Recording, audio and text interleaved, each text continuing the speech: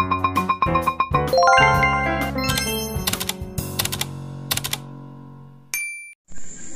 assalamualaikum warahmatullahi wabarakatuh.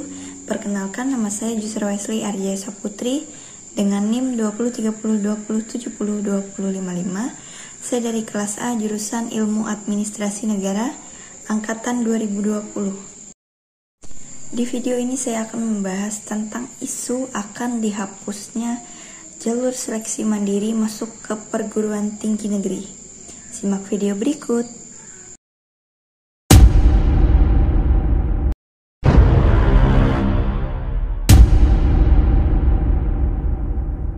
Publik kini telah dihebohkan dengan adanya kasus korupsi yang melibatkan perguruan tinggi negeri.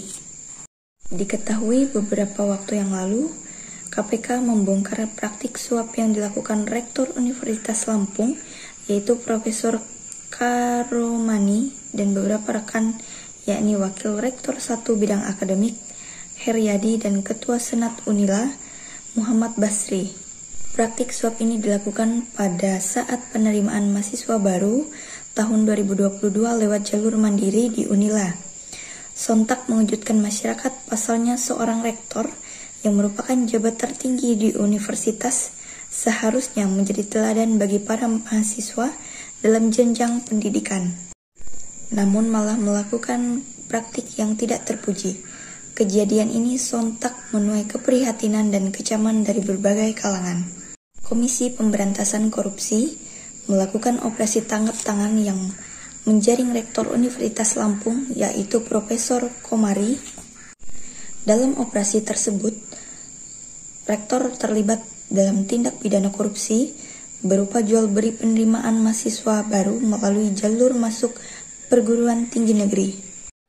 Buntut dari kasus ini, Menteri Pendidikan, Kebudayaan, Riset, dan Teknologi, yaitu Bapak Nadiem Makarim, mengaku sudah memonitor adanya desakan agar jalur mandiri masuk perguruan tinggi negeri dihapus.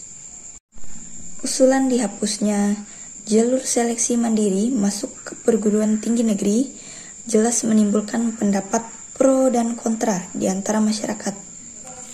Setelah saya membaca, mempelajari, dan mengkaji dari beberapa sumber yang telah saya dapat, terdapat pendapat pro dan kontra.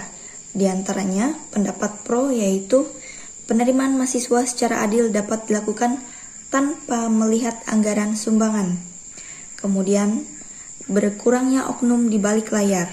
Saya juga dapat menyimpulkan bahwa pendapat kontra yaitu yang pertama, jalur masuk perguruan tinggi negeri hanya tersisa 2, yaitu SNMPTN dan SBMPTN. Kemudian peningkatan UKT. Hal ini disebabkan karena tidak adanya subsidi silang dari jalur mandiri. Kemudian sempitnya kuota perkuliahan di tingkat universitas negeri. Saya sebagai mahasiswa berpendapat bahwa kasus dugaan suap yang berasal dari penerimaan jalur seleksi mandiri baru-baru ini sangat menyakitkan, tak hanya bagi insan pendidikan namun juga masyarakat luas. Seleksi jalur mandiri sebagai akar masalah korupsi juga tidak dapat serta-merta kita benarkan. Menurut saya, kasus suap Rektor Unila ini sebaiknya tidak digeneralisasikan hingga dianggap semua universitas itu sama. Terpenting yang perlu kita lakukan bukan menghapus jalur seleksi mandirinya, tetapi menata kembali proses seleksi mahasiswa sehingga lebih akuntabel, adil, transparan, efisien, dan fleksibel.